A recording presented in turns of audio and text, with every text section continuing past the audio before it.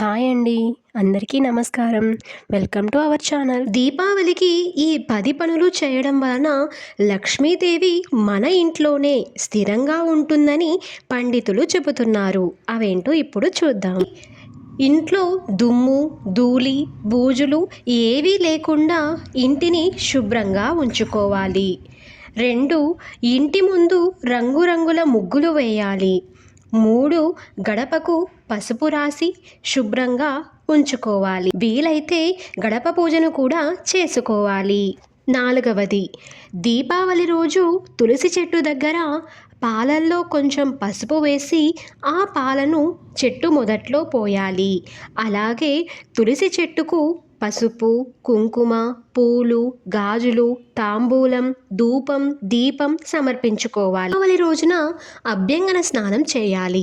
అభ్యంగన స్నానం అంటే ఒళ్ళంతా నువ్వుల నూనెతో పూసుకొని తలంటు స్నానం చేయాలి. ఇలా చేయడం వలన మనకు ఉన్నటువంటి దోషాలన్నీ పోతాయని పురాణం చెబుతోంది. 6.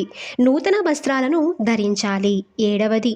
దీపావళి రోజు సాయంత్రం లక్ష్మీ పూజను చేసుకోవాలి. మన దగ్గర ఉన్నటువంటి డబ్బు, నగలు అన్నీ కూడా ఆ అమ్మవారి ముందు పెట్టి అన్నీ నీ దయ వల్లనే మాకు కలిగాయని చెప్పి మనస్ఫూర్తిగా సమర్పించుకోవాలి. 8.